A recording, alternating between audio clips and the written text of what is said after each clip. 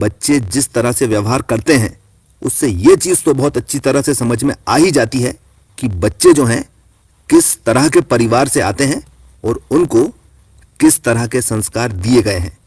और किसी भी इंसान के व्यवहार की वजह से ही उसके माता पिता की या तो नाक ऊंची होती है या कि फिर कट जाती है।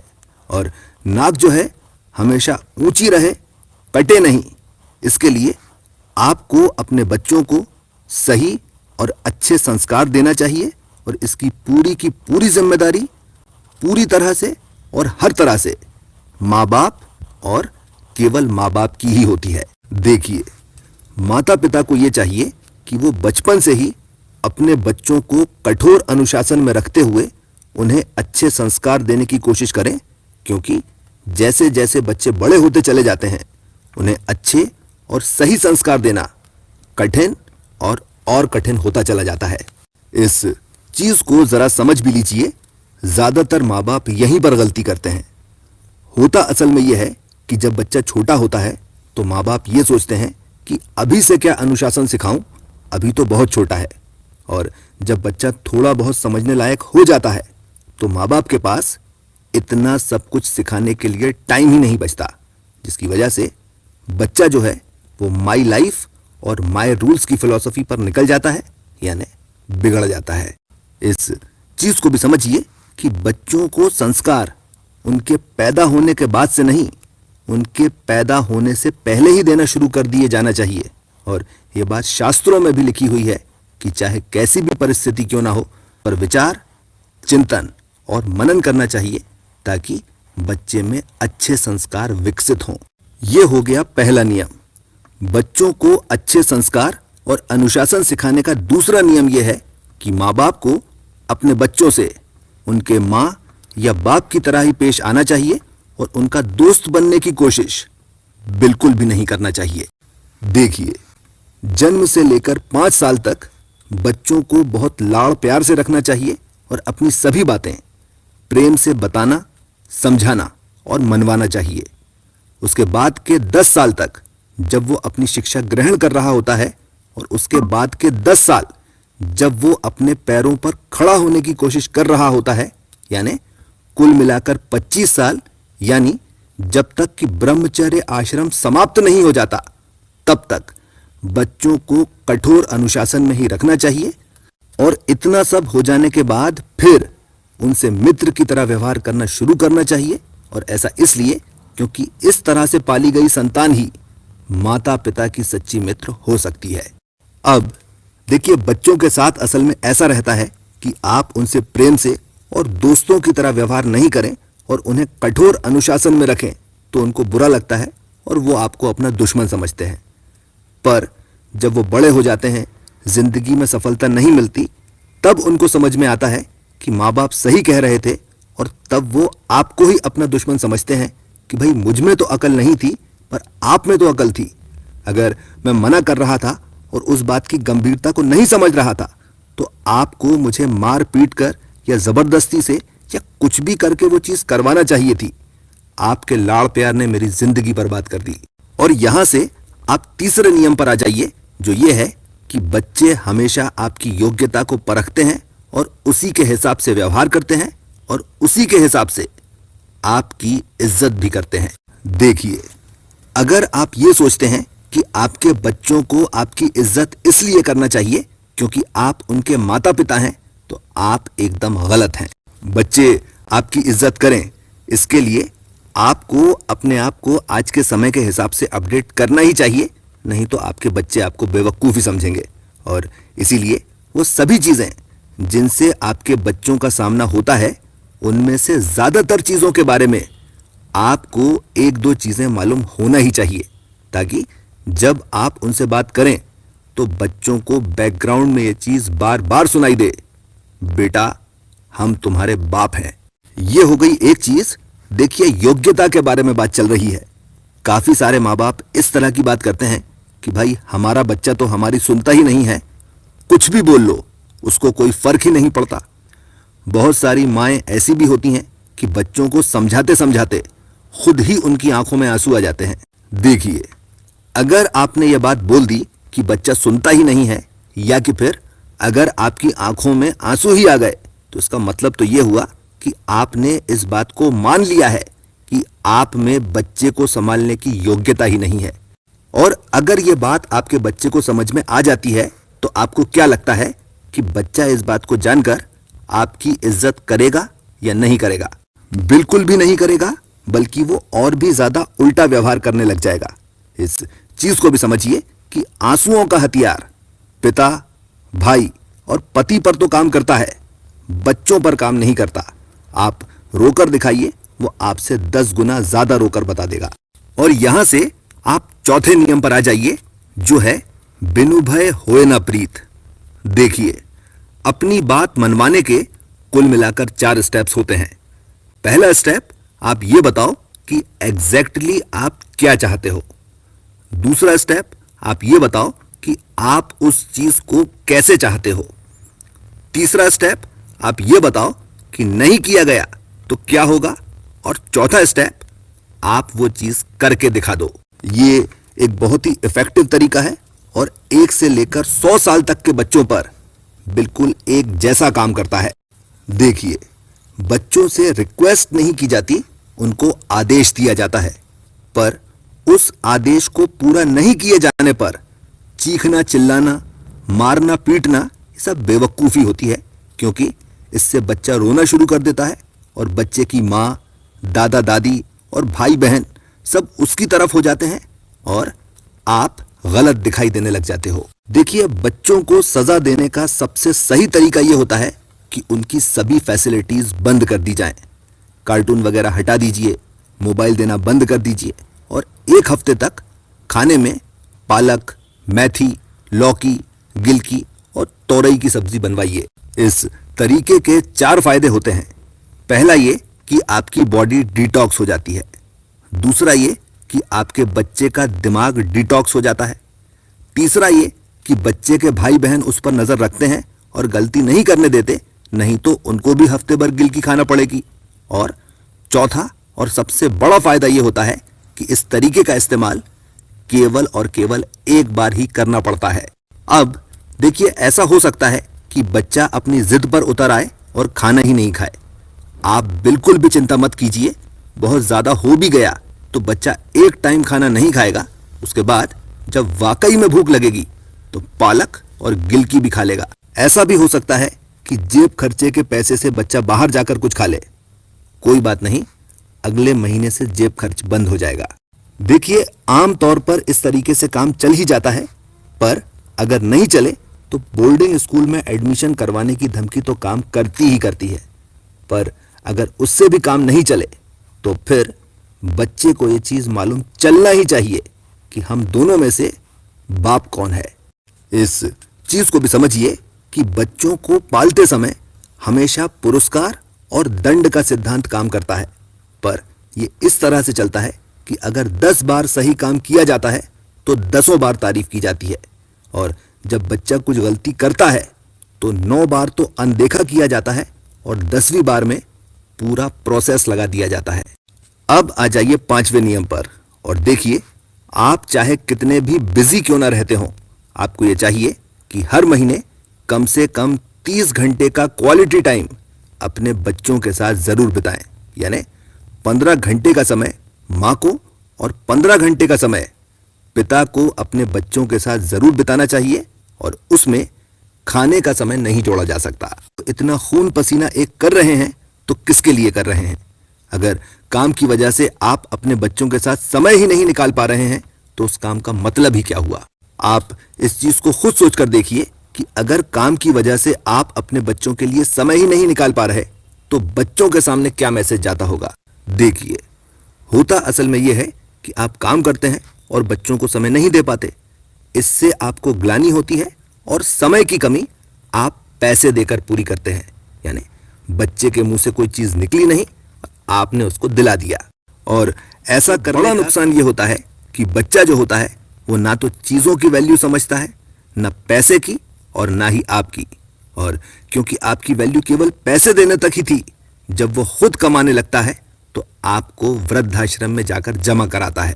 भाई, आपने बच्चे के साथ टाइम बिताया ही नहीं है और इसी वजह से वो इस बारे में कुछ भी नहीं जानता कि आप असल में किस तरह के आदमी हैं, आपकी वैल्यूज क्या हैं, मॉरल्स क्या हैं, आपके प्रिंसिपल्स क्या हैं, और आप किन चीजों को अच्छा समझते हैं, किन चीजों को बुरा समझते हैं, और लाइफ की आपकी फिलॉसफी क्या है, वो कुछ भी नहीं जानता।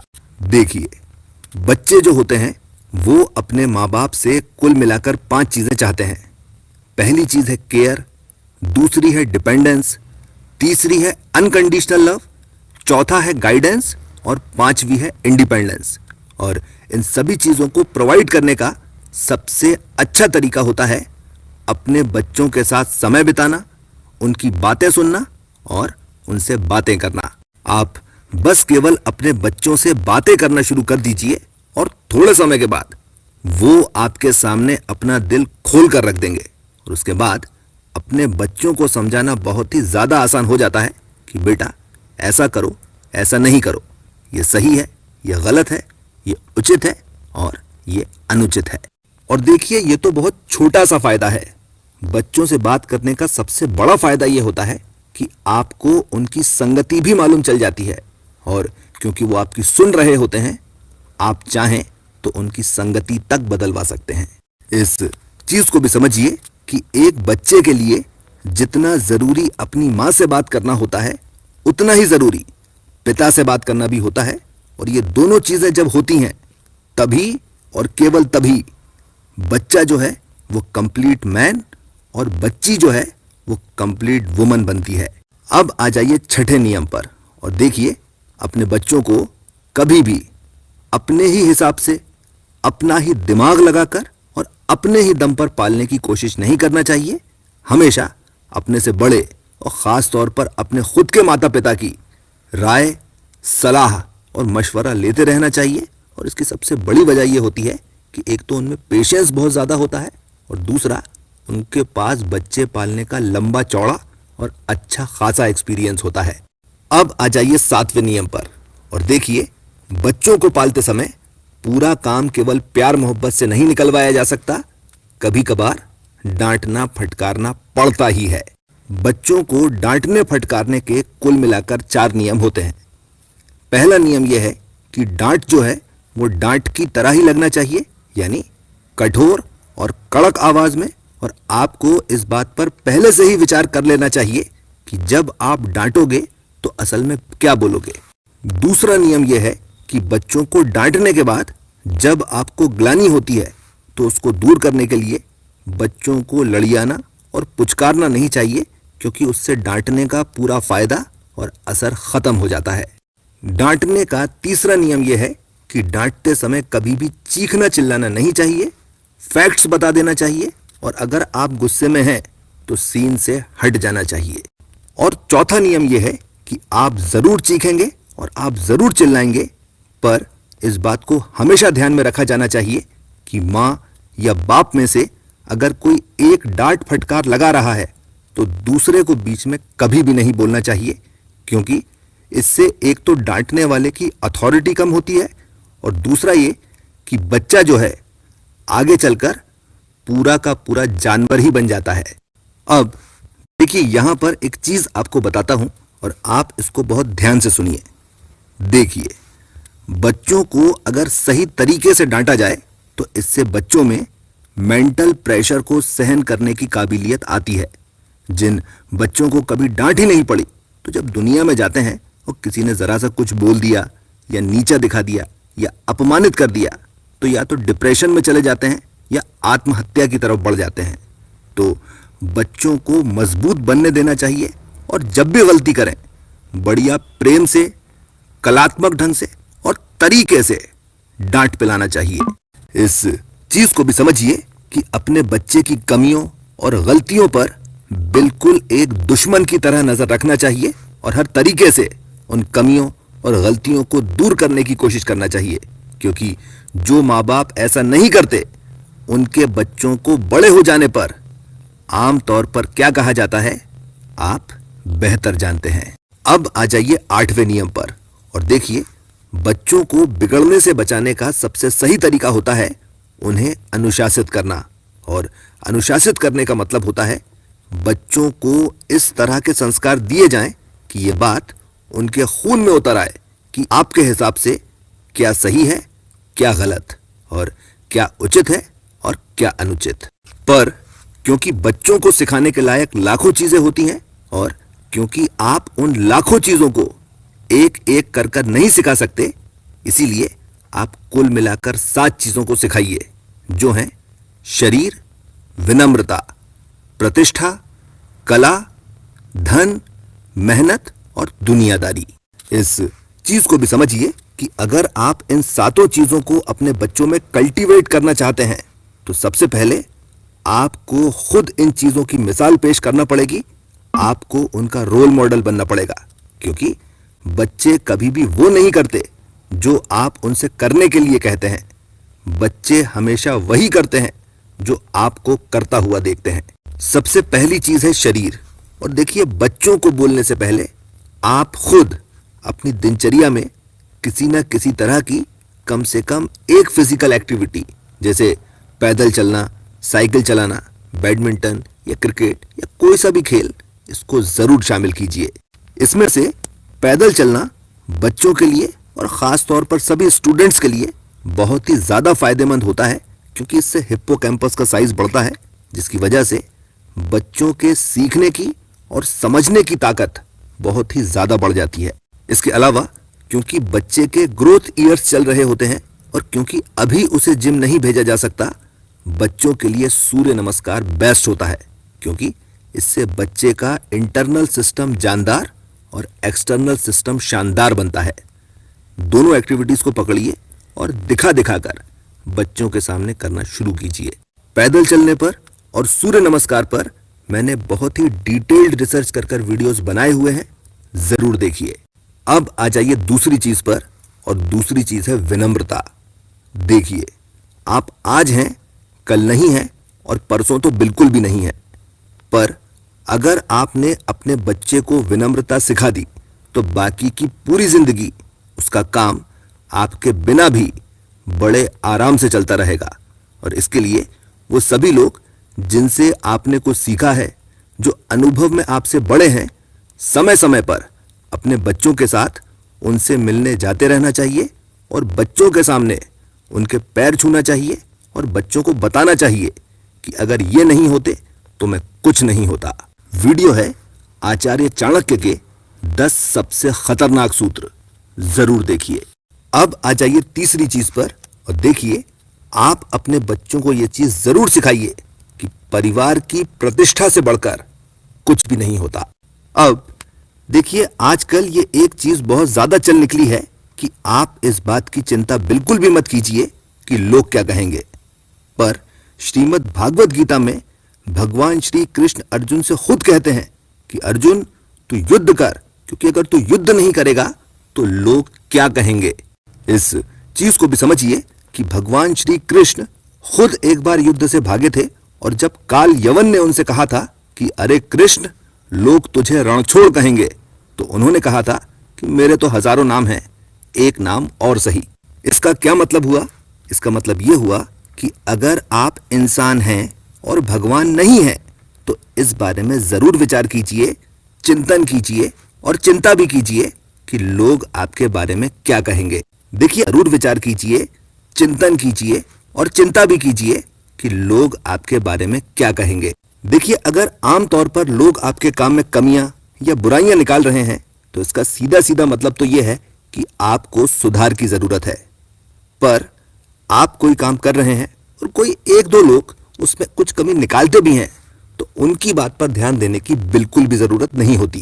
भाई, भगवान श्री कृष्ण ने जब दुर्योधन से कहा कि ऐसे कौन जाता है अपनी मां के सामने, तो दुर्योधन को इस बात पर बिल्कुल भी ध्यान नहीं देना चाहिए था। साहब, मां ने यही आदेश दिया है, मैं तो यही करूंगा। देखिए, 2 चीजें हैं जो आपको अपने बच्चों को जरूर सिखाना चाहिए। पहली चीज ये कि किसकी सुनना है और किसकी नहीं सुनना है, और दूसरी चीज ये कि आम तौर पर लोग क्या कहेंगे, इस बारे में सोचने से एक तो सेंस ऑफ कंपटीशन डेवलप होता है और दूसरा काम की क्वालिटी भी बेहतर होती है। अब आ जाइए चौथी चीज पर, और चौथी चीज है कला। देखिए, जो भी आपका प्रोफेशन है उससे रिलेटेड जितनी भी स्किल्स और नॉलेज आपको है, और उसके अलावा भी जो भी स्किल्स और नॉलेज आपको है, थोड़ा थोड़ा कर कर अपने बच्चों को जरूर सिखाइए। अब देखिए, दो चीजें हैं जो कि आपको समझना चाहिए। पहली ये कि जितनी आसानी से बच्चा किसी चीज को 10 से 20 साल की उम्र में सीख सकता है, वैसी आसानी से पूरी जिंदगी में नहीं सीख सकता। यानी जितना कुछ आपने 30 या 40 साल में सीखा है, अगर आप खुद सिखाएंगे तो इतना सब कुछ वो 3 या 4 साल में ही सीख जाएगा। दूसरी चीज यह है कि जो चीज बाप सिखाता है तो वो चीज बच्चे के खून में नहीं, डीएनए में उतर आती है। देखिए, 10 से 20 साल की उम्र ही ऐसी होती है जब बच्चों को बाहर की हवा लगना शुरू होती है, और इस समय अगर आपने उस पर हाथ रख दिया तो वो बेकार में इधर उधर नहीं उड़ता फिरता। अब आ जाइए 5वीं चीज पर, और 5वीं चीज है पैसे खर्च करने का तरीका। और देखिए, आपके बच्चे को कोई भी चीज केवल आपका बच्चा होने की वजह से नहीं मिलना चाहिए, उसे वो चीज अर्न करना चाहिए। भाई, साइकिल चाहिए तो केवल कहने भर से साइकिल नहीं आ जाएगी, आप इतने नंबर लेकर आओ फिर आपको मिल पाएगी। इसके अलावा बच्चे की अगर कोई जायज मांग भी है और आप उसको उसी वक्त पूरा कर सकते हो, तो भी उसी वक्त वो चीज नहीं दिला देना चाहिए। हमेशा ये वाली बात बताना चाहिए कि इसके लिए मुझे पैसों की व्यवस्था करना पड़ेगी, बजट बनाना पड़ेगा, कुछ खर्चे कम करना पड़ेंगे, तभी ले पाएंगे। देखिए, बिना ये करे अगर आज आप 1000 की मांग पूरी कर देंगे तो वो कल 10,000 की मांग रखेंगे, और 10,000 की मांग पूरी नहीं करी तो कहेंगे कि पाल नहीं सकते थे तो पैदा क्यों किया। एक वीडियो है काम की प्लानिंग करने के 9 नियम, जरूर देखिए। अब आ जाइए 7वीं चीज पर, और देखिए 7वीं और आखिरी चीज होती है दुनियादारी। देखिए, वीडियो है चाणक्य संपूर्ण धन नीति, जरूर देखिए। अब आ जाइए 6ठी चीज पर, और 6ठी चीज होती है मेहनत करना। देखिए, घर में जितने भी काम बच्चों से करवाए जा सकते हैं, वो सभी काम हर कभी और कभी कभार उनसे करवाते रहना चाहिए, और हो सके तो कुछ कामों की जिम्मेदारी उन्हीं को सौंप देना चाहिए, ताकि उनमें जिम्मेदारी से काम करने की भावना पैदा हो और वो केवल मोबाइल पर और कोर्स की किताबों में ही अपना बचपन बर्बाद नहीं करें। देखिए, होता असल में यह है कि जब बच्चों पर घर के कुछ कामों की जिम्मेदारी सौंप दी जाती है तो उनको यह चीज समझ में आती है कि ऑफिस के कामों में और घर के कामों में आप किस तरह से बैलेंस बिठाते हैं। इसके 2 फायदे होते हैं। पहला फायदा ये कि बच्चे जो हैं वो दिल से आपकी इज्जत करना सीखते हैं, और दूसरा ये कि बच्चे प्लानिंग सीखते हैं, जिसकी वजह से उन्हें जिंदगी में कभी भी संघर्ष नहीं करना पड़ता। अगर आप 30 या 40 साल के हैं तो आप जानते हैं कि जिंदगी बहुत ही ज्यादा कठिन होती है, और अगर आपकी औलाद बेवकूफ हो तो जिंदगी की कठिनाई 10 गुना और बढ़ जाती है। और इसीलिए बचपन से ही आपके बच्चे के जीवन में जो भी परेशानियां या कठिनाइयां आती हैं, उन्हें दूर करने मत चले जाइए, उनको तरीका बताइए और सामना करने दीजिए, और धीरे धीरे कर कर उन्हें यह चीज खुद ही समझ में आने लग जाएगी कि आपने दुनिया देख रखी है। एक वीडियो है दुनियादारी मतलब 18 कामों में परफेक्ट होना, जरूर देखिए। आखिरी चीज, और देखिए, इस वीडियो में जितनी भी बातें बताई गई हैं सब की सब समय की कसौटी पर परखी हुई हैं, और इनमें से एक चीज भी ऐसी नहीं है जिसको किया नहीं जा सकता हो, और किया जाए तो उसके नतीजे नहीं मिले। और इसीलिए अगर आप ये चाहते हैं कि आपके बच्चे बर्बाद नहीं हो, बेहतर बने, तो फिर आप इन नियमों का पालन जरूर कीजिए। कमेंट कीजिए और मुझे जरूर बताइए कि इस पूरे वीडियो में सबसे अच्छा सूत्र या सबसे अच्छा श्लोक या कि फिर सबसे अच्छा एक्सप्लेनेशन आपको कौन सा लगा। इसके साथ मैं अपनी बात खत्म करता हूं। आपने मुझे इतना समय दिया, थैंक यू वेरी मच।